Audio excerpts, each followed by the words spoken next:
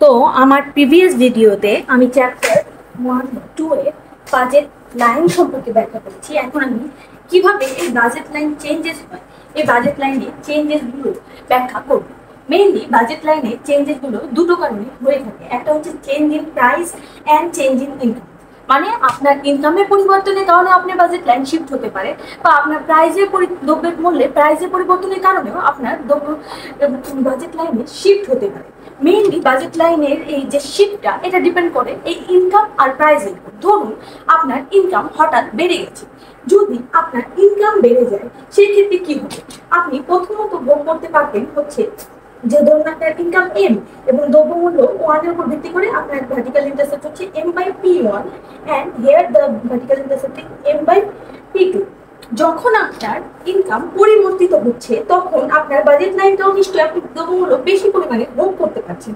আর যখন আপনি বেশি পরিমাণে ভোগ করতে পারছেন তখন আপনি দু ক্ষেত্রে ইনকাম পরিবর্তন হলো। এই যে ছোট্ট চিহ্নটা, এটা হচ্ছে চেঞ্জ ইন ইনকাম পরিবর্তনের ক্ষেত্রে। এখানে আপনি তাহলে দ্রব্যমূল্য ইনকাম পরিবর্তনের ক্ষেত্রে আপনার বাজেট লাইনটা কি হলো? বাজেট লাইনটা হচ্ছে আউটওয়ার্ড শিফট হলো।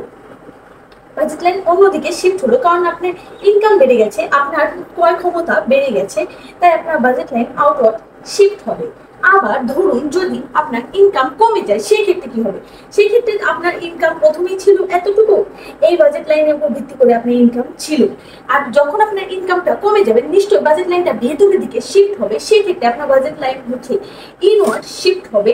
এটা হচ্ছে ইনওয়ার্ড শিফট। যখন আপনার ইনকামটা কমে যাচ্ছে মানে হচ্ছে ডিক্রিজ ইন ইনকাম।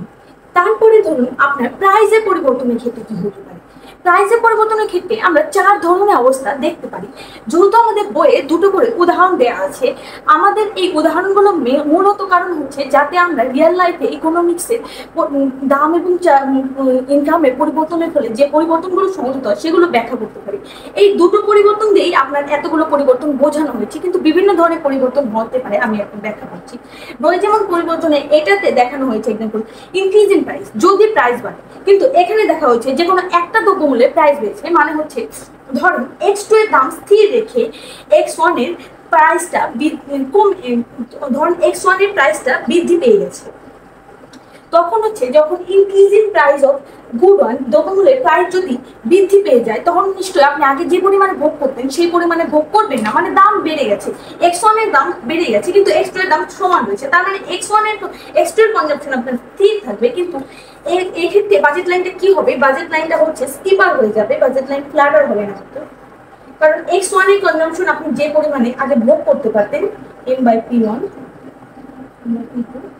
তখন আপনার প্রাইসের পরিবর্তনের কারণে ইনক্রিজ ইন প্রাইসের কারণে এই যে প্রাইসের পরিবর্তন হয়েছে, যেহেতু প্রাইসের পরিবর্তন হয়েছে এবং পিওন প্রাইসের পরিবর্তন হয়েছে, আমরা চেঞ্জিং চিহ্নটা এখানে দিলাম এবং পরিবর্তনের কারণে বাজেট লাইন আপনার কি হয়েছে? এই ক্ষেত্রে আপনার বাজেট লাইন হচ্ছে স্টিপার, মানে বাজেট লাইন ভেতরের দিকে শিফট করেছে। এটা শুধু একটা দ্রব্যের ক্ষেত্রে, এটা হচ্ছে স্টিপার বাজেট লাইন হচ্ছে আপনার পাইতেছেন। আবার ধরেন আপনার x1 এর দ্রব্যমূল্যের প্রাইসটা কমে গেছে, আর ডিমান্ড ল থেকে আমরা জানি যদি কোনো দ্রব্যমূল্যের প্রাইস কমে যায়, দাম কমলে, দাম বাড়লে চাহিদা কমে এবং দাম কমলে চাহিদা বাড়ে। যেহেতু x1 এর চাহিদাটা কমে প্রাইস কমে গেছে, সেহেতু আপনার এই ক্ষেত্রে বাজেট লাইনটা শিফট হবে, ফ্ল্যাটার হয়ে যাবে। বাজেট লাইন ফ্ল্যাটার হয়ে যাবে যেহেতু প্রাইস কমে গেছে, ফ্ল্যাটার। এবং যেহেতু এই ক্ষেত্রে শিফট হয়েছে m/p1 এই দিকে m/p1। আর এই ক্ষেত্রে কিন্তু দ্রব্যমূল্য দুইটা, x2টা কিন্তু স্থিরই রয়েছে, ওর কিন্তু প্রাইসে কোনো পরিবর্তন হয়নি, তাই এই পাশে বাজেট লাইনে কোনো পরিবর্তন হয়নি, এখানে কোনো পরিবর্তন সংঘটিত হয়নি। দেখুন আবার ধরুন আরেকটা সিচুয়েশন আমরা ব্যাখ্যা করতে পারি। ধরুন বাজেট লাইনে এখানে আমরা পূর্ববর্তী এক্সাম্পলে দেখেছি, এখানে আমরা দেখেছি যদি x2 এর দাম স্থির রেখে x1 এর দাম বৃদ্ধি পায় বা কমে যায়, আমরা যে প্রিভিয়াসটাই দেখালাম। কিন্তু ধরুন এমন অবস্থা হলো যে x1 এর দাম স্থির রেখে x2 এর প্রাইস যদি বেড়ে যায় বা কমে যায়, সেক্ষেত্রে কি হবে? যদি x2 এর প্রাইস বেড়ে যায়, এক্ষেত্রে আমরা দেখতে পারেন ইনক্রিজ ইন x2 হচ্ছে এই দিকে বাজেট লাইন। এটা রিয়াল বাজেট লাইন না, ধরুন আপনার রিয়াল বাজেট লাইন হচ্ছে এটা, এটা। আর আপনার x2 এটা হচ্ছে আপনার রিয়াল বাজেট লাইন, এটা m/p2। আর x2 এর দাম যখন বেড়ে যাইতেছে, মানে x2 এর প্রাইস যখন বেড়ে যাইতেছে, প্রাইস বেড়ে গেলে নিশ্চয়ই প্রাইস যদি বেড়ে যায় নিশ্চয়ই বাজেট লাইন শিফট হবে না, বাজেট লাইন নট শিফট হবে। সেক্ষেত্রে x1 স্থির রেখে x2 এর প্রাইস বেড়ে গেলে এটা হচ্ছে x2 এর প্রাইসে শিফট হয়ে যাবে, চেঞ্জ ইন P2, যেহেতু x2 এর পরিবর্তন হচ্ছে। আবার সিমিলারলি যদি x1 স্থির রেখে x2 এর প্রাইস কমে যায়, প্রাইস কমলে চাহিদা বাড়বে, ডিমান্ড ল আপনি জানেন, সেই ক্ষেত্রে এই ক্ষেত্রে প্রাইস লাইনটা এই দিকে শিফট হলো। এই ক্ষেত্রে প্রাইস লাইনটা ইনওয়ার্ড শিফট হয়েছে যদি x2 স্থির রেখে x1 এর চাহিদা, x1 এর প্রাইস বেড়ে যায়। আবার যদি এই ক্ষেত্রে হচ্ছে আউটওয়ার্ড শিফট হবে, যেহেতু প্রাইসটা রিয়াল বাজেট লাইন ছিল, এটা রিয়াল বাজেট লাইনের ক্ষেত্রে কিন্তু আমাদের কোনো চেঞ্জিং থাকবে না।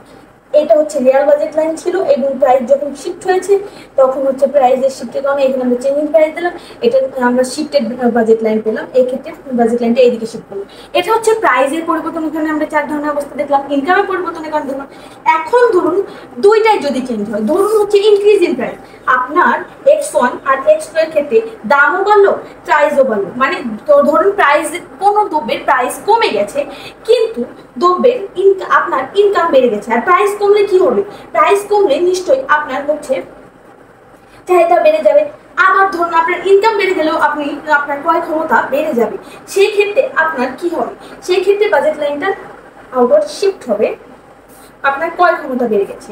এটা হচ্ছে ডিক্রিজ ইন প্রাইস। আমি কি স্পেলিংটা ভুল লিখেছি, ডিক্রিজ বানানটা ঠিক করে নিই। এটা হচ্ছে ডিক্রিজিং প্রাইস, প্রাইস কমে গেল, মানে প্রাইস কমলে চাহিদা বাড়বে, যেহেতু আপনার ক্রয় ক্ষমতা বেড়ে যাচ্ছে। আবার ইনকাম বেড়ে গেল, এক্ষেত্রে আপনার ক্রয় ক্ষমতা, ইনকাম বেড়ে যাওয়ার কারণে বেড়ে যাচ্ছে, বাজেট লাইন আউটওয়ার্ডে শিফট করতেছে, আউটওয়ার্ড শিফট করতেছে।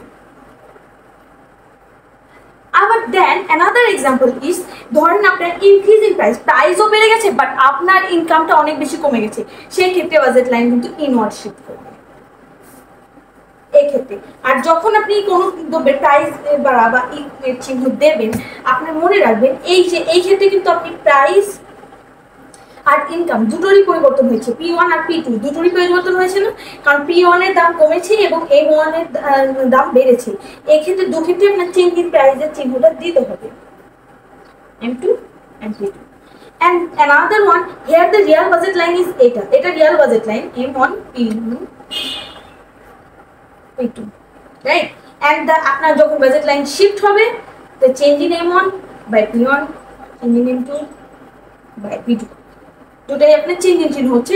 এটা হচ্ছে ইনওয়ার্ড শিফট করতেছে, কারণ প্রাইস বেড়ে যাচ্ছে এবং ইনকাম কমে যাচ্ছে, আপনার ক্রয় ক্ষমতা কমে যাচ্ছে, ইনওয়ার্ড শিফট। এই ছিল হচ্ছে বাজেট লাইনের শিফট, এবং এই ধরনের চেঞ্জগুলো শিফটগুলো হতে পারে। এখানে ওরা বিভিন্ন ধরনের এক্সাম্পল দিয়ে বুঝিয়েছে, আমি যেটা বাংলায় বললাম এটাই বলা হয়েছে। যেমন হচ্ছে এই যে ধরেন হচ্ছে এই চিত্রটা ব্যাখ্যা, যেমন increasing price, if good one becomes, যখন প্রাইস বাড়তেছে তখন হচ্ছে good one becomes more expensive, তখন আপনার good one এর দাম অতিরিক্ত বেড়ে যাইতেছে, তখন বাজেট লাইন এই যে এই দিকে শিফট করতেছে, এটাই। আবার ওরা এই ইকুয়েশন, এটা হচ্ছে আমাদের বাজেট লাইন ইকুয়েশন, আমরা জানি ইকুয়েশন। এখন ওরা ধরে নিতেছে suppose both prices become 3 times as larger, তখন হচ্ছে দুইটা প্রাইসই 3 times as larger হতেছে, তখন বাজেট লাইন m হতেছে, তখন কি হচ্ছে m/2। এই যে যখন আমরা এই বাজেট লাইন দুইটার ক্ষেত্রে পরিবর্তন দেখাবো, দুইটা পরিবর্তন দেখানোর ক্ষেত্রে P1 X1, তখন আমরা এক্সাম্পলের ক্ষেত্রে আমরা দেখাবো both budget line, both price become 3 times larger, দুইটাই 3 টাইমের মতো কি করতেছে, তখন আমরা বাজেট লাইনের সাথে T গুণ করে দেবো, Px1 by T, Px2 equal to m। এখন হচ্ছে আমাদের Px1 plus P2 X2 equal to m/t। এখানে হচ্ছে multiplying both by constant amount T, মানে আপনার টি পরিমাণে বৃদ্ধি পাইতেছে, দুটা পাশেই আপনার প্রাইস আর ইনকাম দুটোই বৃদ্ধি পাইতেছে। এই ক্ষেত্রে আপনার এই ইকুয়েশনটা প্রয়োগ করতে হবে।